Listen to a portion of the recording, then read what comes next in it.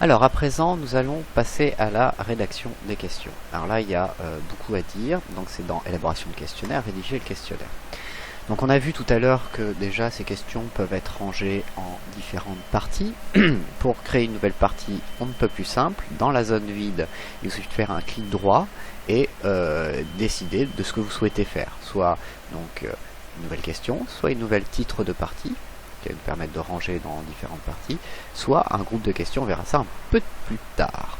Alors on va commencer par, tout simplement, je vais commencer par vous expliquer un petit peu comment on rédige une nouvelle question. Donc ça ouvre toujours cette fenêtre-là, qui est composée toujours de 4 éléments extrêmement importants, le libellé, la variable, le type et la modalité. Alors le libellé, c'est la question telle que vous allez la poser. Exemple, avez-vous une voiture à votre disposition? Voilà. Donc ça c'est le libellé de la question, c'est c'est la question telle qu'elle est posée et il va falloir donc toujours mettre cet élément là puisque c'est comme ça que vous allez pouvoir poser vos questions. Deuxième élément qui est aussi indispensable, c'est la variable. La variable en fait va permettre tout simplement de donner un nom à la question et de pouvoir après faire appel à cette question là pour des propriétés spécifiques mais à travers une variable. C'est notamment, il faut le penser comme ça, la variable c'est un peu le nom que vous allez donner à votre analyse. L'analyse, elle va pas s'appeler avez-vous une voiture à votre disposition, le tableau, l'analyse graphique des réponses, mais plutôt, par exemple, est-ce que on pourrait mettre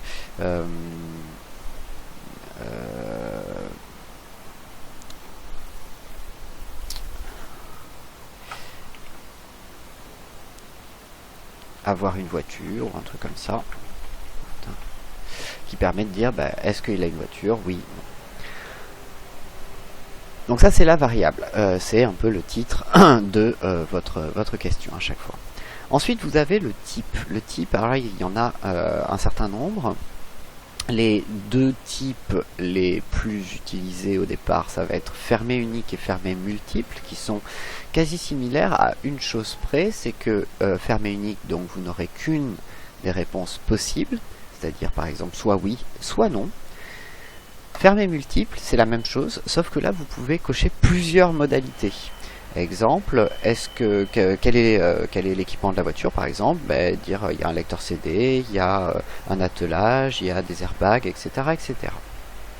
Voilà, voilà un petit peu l'idée de base de fermé unique et fermé multiple. Alors déjà on va faire fermé unique pour voir un petit peu comment ça se passe.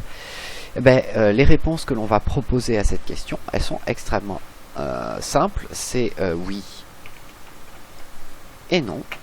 Et comme vous pouvez le voir, je sépare mes réponses par un point virgule. C'est comme ça que je sais que pour cette question-là, j'ai deux réponses possibles qui sont et oui et non. On a la possibilité ensuite de rajouter, vous allez voir, des critères qu'on rajoutera par la suite. D'abord, on va vraiment faire juste la rédaction des questions. On va cliquer donc sur OK, sur nouvelle question, pardon. Comme ça, on va pouvoir passer à la question suivante. Comme vous pouvez le voir ici, il m'a rajouté une question à mon questionnaire, qui est modélisable ici. Je pourrais revenir à tout moment dessus. Alors, ensuite, je vais aller sur un autre type de question. Justement, la fermée multiple. Alors, on est obligé toujours de poser un libellé. Donc, quel est son équipement?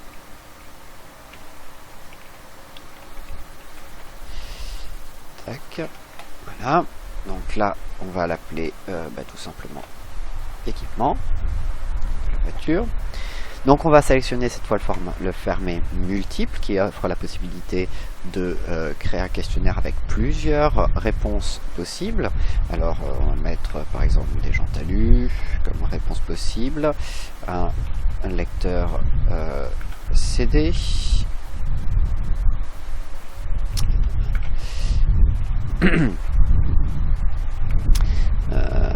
des vitres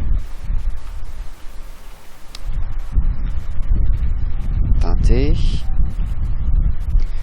la climatisation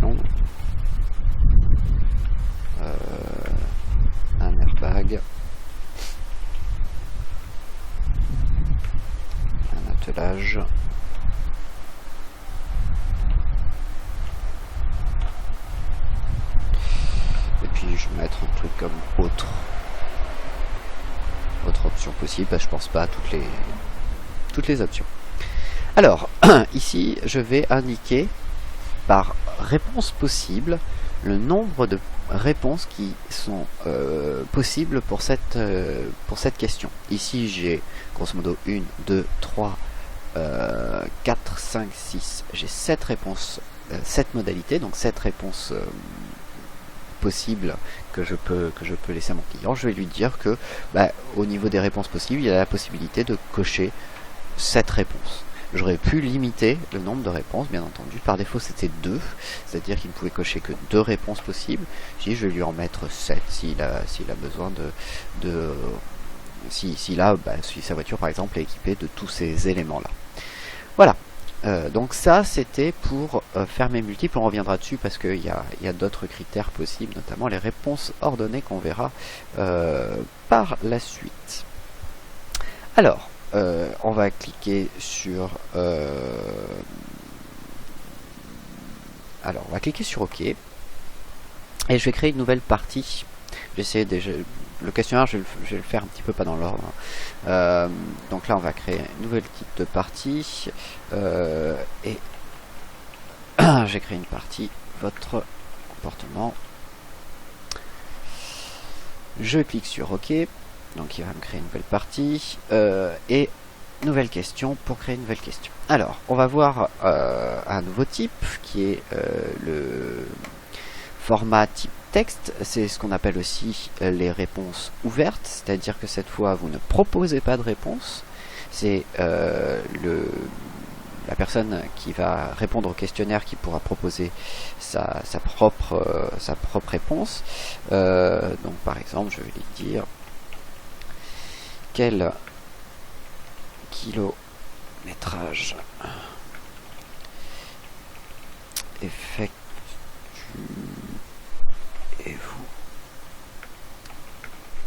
par mois? On va mettre kilométrage en réponse. Et donc là, ce sera tout simplement la personne qui va pouvoir proposer sa propre réponse. Alors là, on aurait pu mettre de deux sortes, soit en mode texte, soit en mode numérique. Ces deux types de réponses sont totalement identiques, à savoir que l'analyse sera différente. En mode texte, je vais proposer, essayer de rassembler les réponses qui sont identiques. En mode numérique, je vais analyser les chiffres et ordonner les éléments sur des échelles de valeurs. Exemple, par exemple, de 0 à 1000 km, tant de personnes, de 1000 à 3000 km, tant de personnes, etc., etc. Mais ces valeurs, cette analyse numérique, sera générée automatiquement par le logiciel lors de l'analyse. Donc c'est vraiment en fonction du type de réponse. Soit vous êtes donc sur un chiffre et il vaudrait mieux passer en numérique, ici c'est le cas, soit vous êtes sur des réponses de type texte, c'est-à-dire où la personne donne sa propre réponse finalement aux éléments. On reviendra sur ce type texte plus tard, sur notamment si autre précisé qu'on n'a pas encore vu, qui permettrait de vraiment utiliser. Alors, on va faire une question type avec un type texte. Là, vu qu'on est sur une échelle sur du kilométrage, on va plutôt être en type numérique. Donc je vais cliquer sur OK, on va créer un nouveau titre de partie, vos attentes par exemple. OK, on va créer donc une nouvelle question. Je vais vous montrer le type donc texte avec le type de question qu'on peut trouver. Par exemple, décrivez la voiture idéale selon vos désirs. Voilà, donc là on va l'appeler voiture idéale. Donc comme vous pouvez le voir, il n'y a pas de modalité obligatoirement vu qu'on est sur une question ouverte.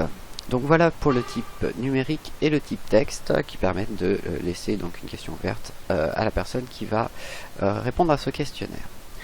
Ensuite, nous avons, on va créer une nouveau type de question. Donc pour ça, je vais créer une nouvelle partie, une partie qui est importante. C'est satisfaction.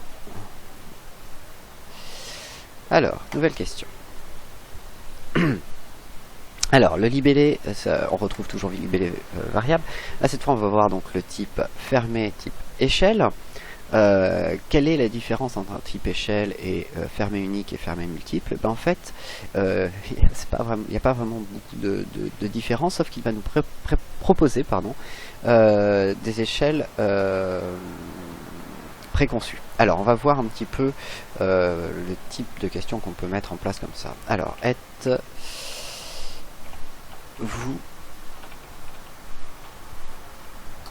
satisfait de la performance